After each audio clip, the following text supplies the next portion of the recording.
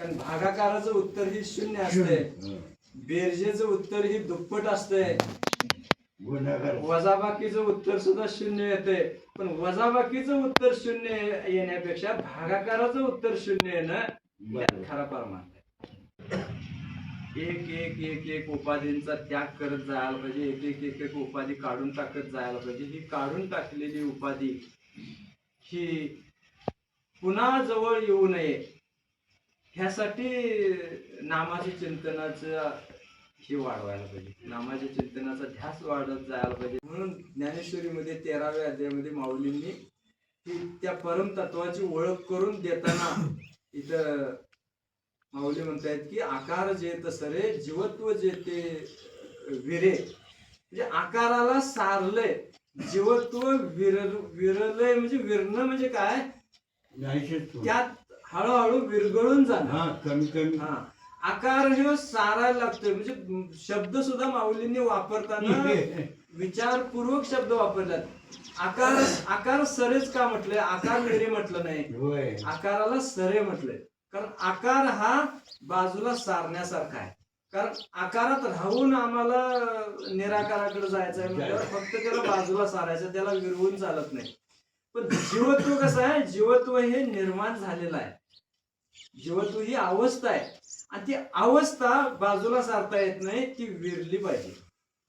अवस्था ही गीता अलंकार नाम ज्ञानेश्वरी म्हटले, गीतेवर चढवलेला अलंकार आहे. गीता ही ह्या ज्ञानेश्वराशिवाय, ज्ञानेश्वरी ग्रंथाशिवाय बिन अलंकाराची असणारी गीता दिसेल तुम्हाला. आणि म्हणून गीता ही अलंकार धारण करून ज्यावेळी सजत्या त्यावेळी त्या सजण्यातला जो अलंकार जो दिसतो तो अलंकार म्हणजे ज्ञानेश्वरी.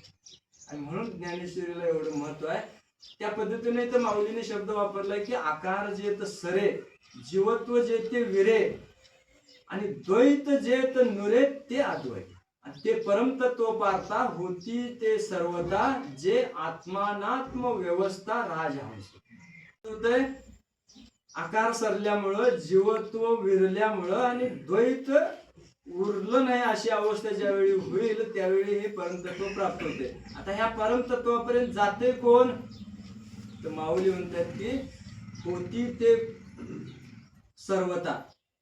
हे परमतत्व पारता होती ते सर्वता. म्हणजे परमतत्व प्राप्त करत नाहीत, परमतत्व होतात. परमतत्व होतात. परमतत्व होण्यासाठीची साधना आहे. काही माणसं म्हणतात काय ते प्राप्त करण्याची साधना आहे. साधना ही त्या परमतत्वाला प्राप्त करण्याची नसून परमतत्व होण्याची साधना आहे. म्हणून ते परमतत्व पारता होती ते सर्वता जे आत्मानात्म व्यवस्था राजहंस.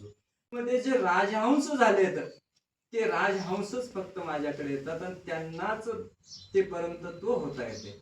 म्हणून हे राजहंस होण्यासाठीची ही साधना. आणि म्हणून आकारातूनच साधना करत असताना आकाराला सारायचा आहे. जीव अवस्थेतच राहून साधना करत असताना जीव अवस्थेला विरवून टाकायचा आहे.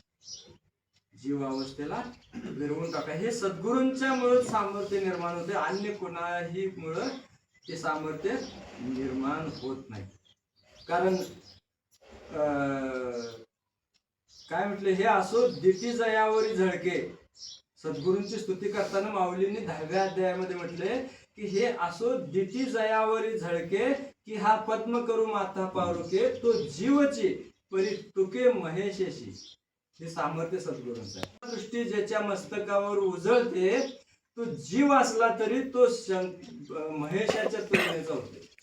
जीव असून सुद्धा शिव अवस्थेमध्ये प्राप्त होते किंवा शिव तत्वाच्या तुलनेचा तो जीव होऊन बसतोय. म्हणून जीव ही अवस्था न राहता शिव अवस्था त्याच्यामध्ये निर्माण होते. ही सामर्थ्य सद्गुरूंच्या कृपादृष्टीचं आहे. आणि म्हणून ती कृपादृष्टी ज्यावेळी आपल्याला प्राप्त होते त्यावेळेला आपल्याला ह्या आकारातून, ह्या जीव दशेतून त्या अद्वैत तत्वापर्यंत पोचता येते. तीच आमची ही साधना आहे. या साधनेवर लक्ष लावायला पाहिजे. ह्या साधनेचा ध्यास घेऊन या साधनेला सातत्य निर्माण करून ही साधना अंगीकारण्याचा प्रयत्न करायला पाहिजे. झालेली सेवा सद्गुरूंच्या आपल्या सर्वांच्या माऊलींच्या चरणावर समर्पित करून या ठिकाणची सेवा मी थांबतो.